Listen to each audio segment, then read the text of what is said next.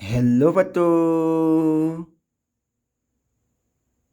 आज हम लोग वक्र पृष्ठ पृष्ठीय क्षेत्रफल एवं आयतन के नए लेक्चर में आपका स्वागत है।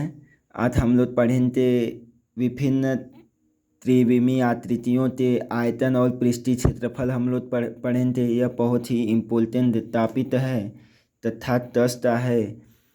यह फार्मूला देखिए बच्चों, हम पहले पढ़े थे वेलन। वेलन क्या होता है? सिलेंडर। सिलेंडर में जितने विमाएँ होती है दो विमाएँ होती है। एक क्या होता है? ऊंचाई होता है और एक क्या होता है? रेडियस होता है। एक ऊंचाई होता है और एक क्या होता है? रेडियस होता है। तब देखिए बच्चों, वेलन का आयतन क्या होता है? वेलन का आयतन बराबर pi R square H. Pi R square H, जहाँ आर क्या होता है? त्रिज्या होता है और एच क्या होता है?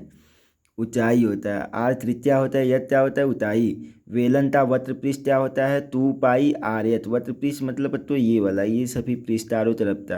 ये वाला पृष्ठ क्या होता है? वक्र पृष्ठ। वेलन का वक्र पृष्ठ क्या होता है? 2 पाई आर एच। और वेलन का संपूर्ण पृष्ठ क्या होता है? 2 pi R H plus 2 pi R square. 2 pi R H plus 2 pi R square. इधर था और ऊपर था। ऊपर तो पाई आर स्क्वायर, नीचे तो पाई आर स्क्वायर, और यह वक्र पृष्ठ 2 पाई आर है। तोड़ देते हैं, संपूर्ण पृष्ठ आता है। अब देखिए बच्चों, संतु। संतु क्या होता है? संतु का आयतन क्या होता है? 1/3 pi R square H. 1/3 pi R square H, जहाँ पर एच क्या है? ऊंचाई है, यल क्या है? तिर्यक ऊंचाई है, और आर क्या है? त्रिज्या है। और देखिए बच्चों, यल बराबर क्या होता है? यल बराबर रूट में यत स्क्वायर प्लस आर स्क्वायर ना। अगर आप तो यत दिया रहे आर दिया रहे तो यल लिखाना है रहे तो रूट में यत स्क्वायर प्लस आर स्क्वायर ना। तो ही फिर इसमें से तो दिए रहने पर एट लिखा सकते हैं हम लोग। जैसे संतुता आयतन क्या होता है? 1/3 pi R square H. 1/3 pi R square H ना। अगर बच्चों एक वेलन हो और एक संतु हो, दोनों सेम त्रिज्या और सेम ऊंचाई का हो, तब वेलन का तो आयतन होता है, वेलन के आयतन संतु के आयतन का क्या होता है? 3 गुना होता है। वेलन का आयतन क्या होता है? संतु के आयतन का क्या होता है? 3 गुना होता है। मतलब अगर इनके और इनके आयतनों के अनुपात में तुलना करें तो इनके आयतनों का अनुपात कितना होता है? 3 संबंधी 8 होता है।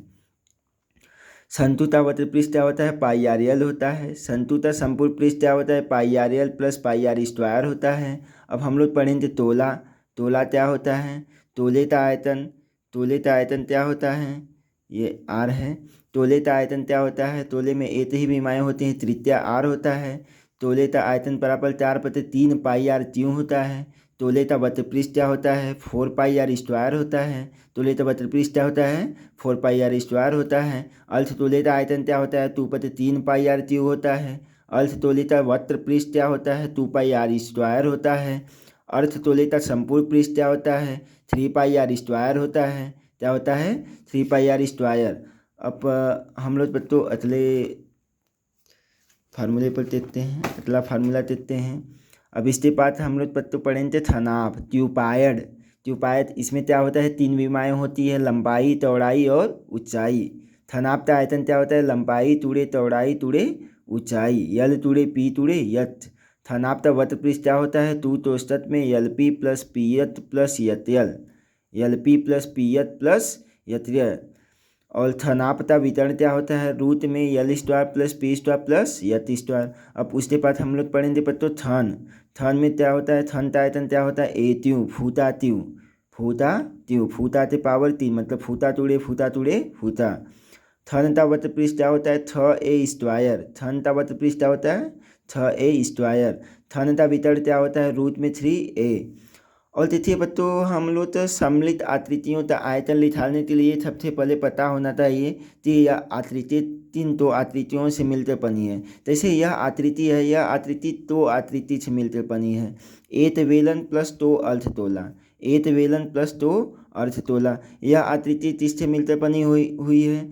एक तंतु प्लस एक अर्धतोला।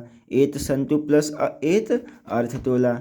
और यह आकृति 3 आकृतियों से मिलकर बनी है। एक तंतु प्लस एक वेलन प्लस एक अर्धतोला। एक तंतु और एक अर्धतोला और एक वेलन से मिलकर बनी है। यह आकृति तिन्या तृतीय से मिलते पनि है एत वेलन प्लस तो संतु, एत वेलन प्लस तो संतु। धन्यवाद।